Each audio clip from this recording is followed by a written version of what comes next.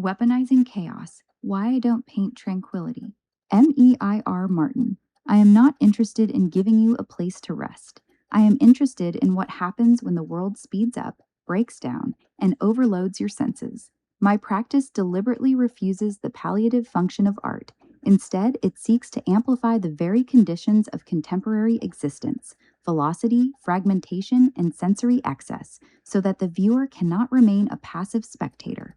We live in a world saturated with calm. Walk into any gallery and you are greeted by soft landscapes, gentle brushstrokes, and quiet skies designed to help you exhale. The classic Monet-esque prescription for relaxation. In an era of curated stillness and algorithmically soothing aesthetics, this tranquil orthodoxy has become the default currency of visual culture, a gentle anesthetic administered under the guise of beauty. My work is unapologetically busy. When people look at my art and say, it makes my head spin, it's too much, I know I've achieved my goal. That moment of cognitive friction, of perceptual overwhelm, is not an accident, but the precise point at which the work begins to operate, the threshold where comfort collapses and a more raw bodily engagement with the image becomes unavoidable. Breaking the mold of traditional nature, traditional photography and art try to freeze a moment, sterilizing nature into neat, digestible packages.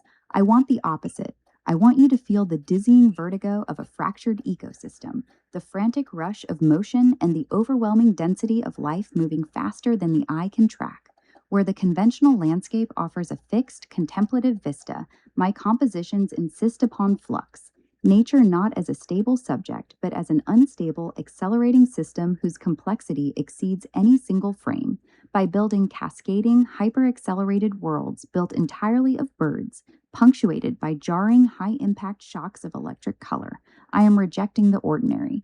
I don't want you to just look at a picture. I want you to experience a physiological reaction.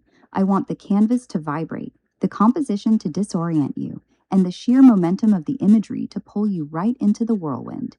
These avian architectures function as both subject and metaphor. Migratory, restless, and resistant to containment, they embody a living density that refuses the pastoral ideal and instead stages the turbulent vitality of a world in constant, irreversible motion.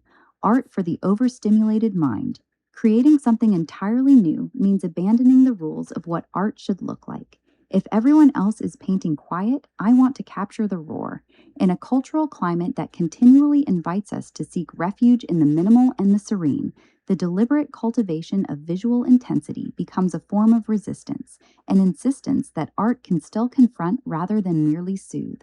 This is art for a fast, loud, overwhelming reality. It's an invitation to step away from the predictable, let go of your need for balance, and allow yourself to be completely swallowed up by the chaos.